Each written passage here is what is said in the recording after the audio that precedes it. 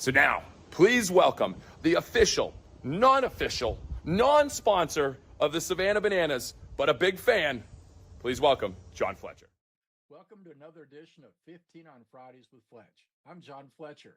Today's guest is a world-renowned foodie and also the salsa innovator, Doug Renfro. He's the third generation Renfro, and he's the president of Renfro Foods in Fort Worth. He works alongside his cousins, Becky and James. He recently received the Specialty Food Association's Lifetime Achievement Award, and that's a big deal in the food industry.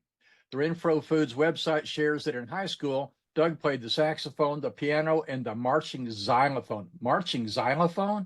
Oh my gosh, we'll have to hear about that. He advanced to the state competition, but sadly as an adult, he only plays the kazoo.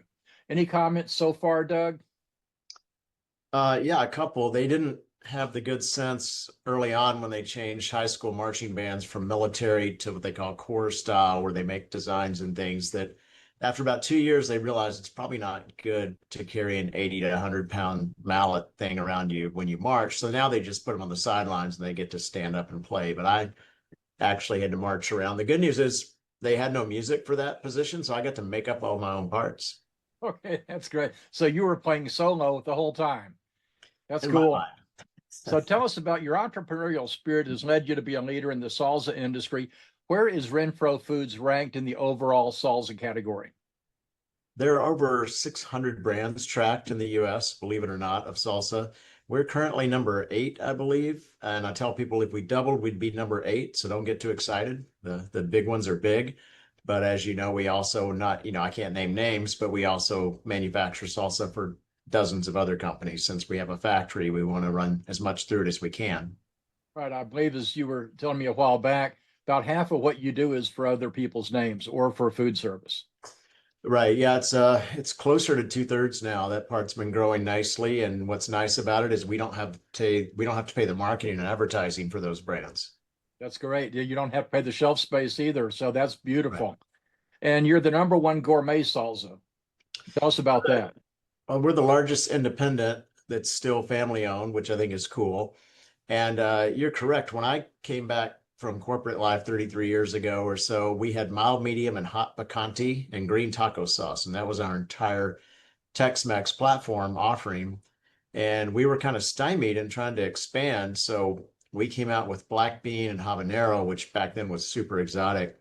And we go to the buyers and say, I know you have a million sauces, but you don't have variety at an everyday price. I don't mean a gourmet store fancy price where people are going to use it for window dressing and never actually eat it.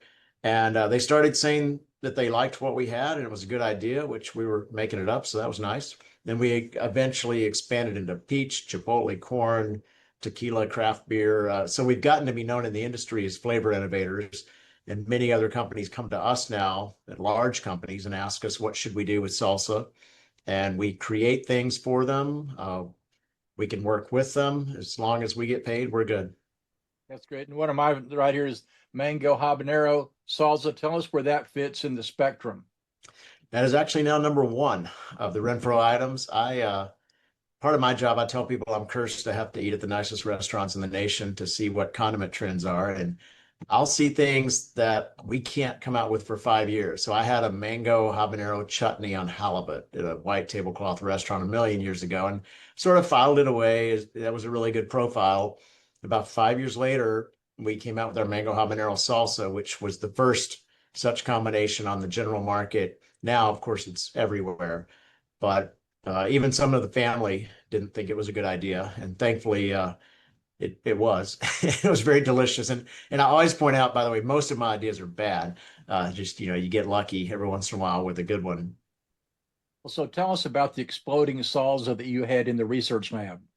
I was bean dip. I want to clarify. Okay. We had a huge customer who wanted to do bean dip, and my dad and my uncle had 50 years experience, but they had 0 years experience with bean dip. So I was making it up using a spice blend recipe from a vendor. And the first jar, I thought I made it. The next day I came in, my dad pointed to the ceiling and the lid was up there because it had blown up overnight. And that's how we found out the pH was way different on bean dip, the acidity. With salsa and relish, you didn't have to worry.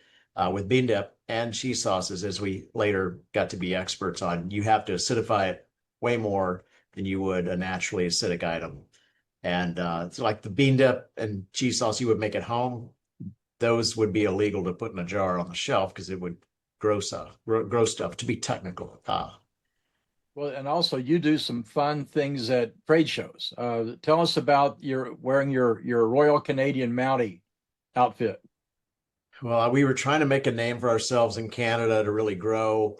So I rented a Canadian Mountie costume in Fort Worth and flew that thing all the way to Canada and dressed up well, like a Mountie. I mean, it took forever to put it on. It was really hot. But everyone who walked in the show, they said, you got to see the moron from Texas wearing this Canadian Mountie costume. And we got vendor of the show, and everything with me is about selling more and more jar. And nobody wants to talk about the short, bald guy. It's about putting the brand in their face. And it was really good. We made our biggest sale ever to a retailer in Canada. I did find out at the end of the show, it's a felony to dress like a Mountie. So I've never done that again, but it was a good one show. Oh, that's incredible. So we talked about Mango Habanero is number one. Give us the top five. Mango Habanero, and it barely passed Habanero, which was one of my first two items when they threw R&D at me a million years ago. And then habanero is about 5 times hotter than mango. So I eat mango habanero at home personally all the time. My taste buds stop way below some of the hotter stuff. Our number 3 is green, which is a jalapeno based, then peach, which is super mild, and then the ghost pepper, which is obviously very hot. So it's an interesting mix there. Those 5 are probably half of our Renfro sales. Where does the Carolina Reaper fit in? That's obviously the hottest of the hottest. Yeah, it's funny. It's at the very bottom for grocery channels, but it's number 1 or 2 on online channels because people who want it really want it. They don't care what it costs, and the only way for them to find it is normally to buy it from our website, Amazon, Walmart.com, something like that. And so it's funny. It's either number 1 or number 30, depending on which channel you're talking about.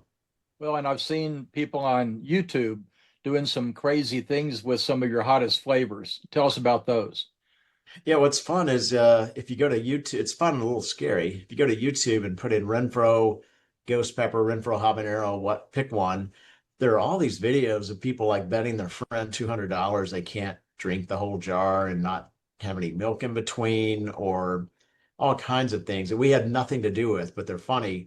There's one, I can't remember if it's Scottish or Irish, but maybe it's Scottish people trying Mrs. Renfro salsas, and they progressively go from peach to medium to green to end up with Carolina Reaper, and there's a lot of profanity, a lot of funny accents, and people turning red. But great marketing, fun. We don't know who they are. We never had anything to do with it. But that's where social media, I've always said, is a great leveling of the playing field for little companies like us against the big people. Well, and also you engage so well. There, y'all have videos where you and Becky are making recipes. Tell us about a little bit of your social media. We use an ad agency to manage the official channels, but they work closely with us and see what we do personally. And you're right, we've done things over time where Becky and James and I are cooking and throwing cheese at each other, and showing how to use a whole jar of the product instead of a teaspoon with something. And I'm always willing to do every podcast or public event, anything that might sell one more jar. So one of our mutual friends was trying to get a reality show going, and she brought a chef to my home. They looked through the fridge, picked some things, and made an entree with witty repartee and commentary about our company. And it's still out there. Things on the internet never die. It's interesting. Tell us about some product placement that you've had. I believe Spy Kids was that the first one? Yeah, first, if it wasn't the first, it was the first one that mattered. And we will give salsa away all day long to movie and TV sets, knowing most of the time we're just feeding the film crew, and that's fine, because if they start eating our product weekly for the rest of their natural lives, that's good. But in this case, it was somebody we'd never heard of, Austin, Texas, a director no one had ever heard of, had no budget, probably hired a kid in high school or college to get a bunch of food to stick in the safe house scene cabinet. And you could tell that person loved us because every other jar in the photo in that scene of the movie is a fake or no label, except 3 jars of Mrs. Renfro's lovingly positioned toward the camera. And it was a beautiful thing. The film became a $100 million blockbuster and a franchise. We ask if we could be in the sequel, the second film, and they said that would be a $50,000 slotting fee, and we are not in the sequel. That's it. So tell us, I know you are a shameless promoter. So tell me one more fun thing that you've done that really got some attention. I mean, obviously being the vendor of the show in Canada, that's a great example from the wearing the uniform. Well, this time next week, we'll be at the Fancy Food Show in New York. And one thing I do is we have these nice inflatable jars. They're about 3 feet tall. And we always have one at the booth. Well, you don't want to ship it full of air, obviously, it's huge. So they're about this big when you ship them. And I personally will blow that thing up during setup day, walking around, and people point at me and laugh and look and maybe film me because I look like I might die as you're blowing up this giant inflatable jar. But again, if they're talking about our brand, they're looking at a big representation of the jar. I'm happy to look stupid all day long if it'll just sell a little bit more.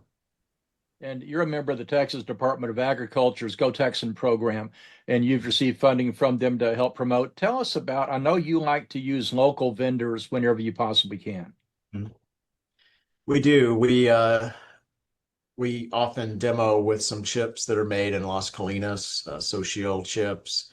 Our fresh vegetables that we use all come out of a family business in Haltom City that their late father went to high school with my late uncle. You know, when we can, we just did a collab with Best Made Pickles, a 100-year-old company about a mile from us. Their great grandparents knew my grandparents. You know, you want to do as much of that as you can. And obviously I want to point out to anyone that John Fletcher is the one that helped us get funds from the Texas Agriculture Department. I'm way too lazy and ignorant. The dealing with the government requires a lot of detail and box checking, and you were outstanding and still are at it. We appreciate that, by the way. You bet. Well, thank you. So tell us about when we go to the grocery store, you're competing with yourself some. So tell us about that. There's a big box retailer that I went into a few years ago, and we had 3 facings. A facing is one, you know, looking at it head on, you can see there may be 4 or 5 behind it, but it's called a facing. And there were 3 facings of Renfro items, which was cool, but there were 23 facings of items that we make, which was just fine with me. Or we'll be on the bottom shelf somewhere, but there's an end cap that features another brand, which we make. So we run right now 195 jars a minute. We need a lot of jars to go through there to pay for all that. And we're also doing 1 and 5 gallon jugs of food service. You know, we make barbecue sauces for some restaurants. We make all sorts of sauces I can't talk about. But the key is that when you own a factory, you need to put a bunch of stuff through it. If you don't own a factory, you can't afford a factory. So we probably get a call every 12 minutes, it seems like, of somebody wanting us to make things for them. 99% of the time, it doesn't work out for whatever reason. But when it does, it's very happy day. Okay, take 60 seconds to tell us about judging at Terlingua. That's like the coolest event or hottest event. My late uncle had gotten into chili cooking in probably the 70s or 80s, and he actually won the state championship for Colorado and Oklahoma. And he would go with a bunch of guys to Terlingua, and he started sponsoring the salsa contest because they needed more things to do than just cook chili. I told my wife years ago, I'm going to go one time to make my uncle happy. And apparently when I got home, I said it next year. And now my cousin James and I have been probably 15 times. And we're such a sponsor that I have inflatable jars are all over the place, all their local contests around the nation. But you're right, it's intimidating because there'll be 300 entries of people who've worked all year just to have the right to be there. And I'll get to judge at the head table as a sponsor, and they've eliminated 300 down to 150, down to 80, down to 60. And I'm tasting the final 22 with the local sheriff and different people. And it's not like they don't win a car and a trip to Europe. It's more of a pride thing. But it's a little intimidating, but Big Bend is so fabulously beautiful that you are so happy to be down there and looking at the arroyos and plateaus and mountains.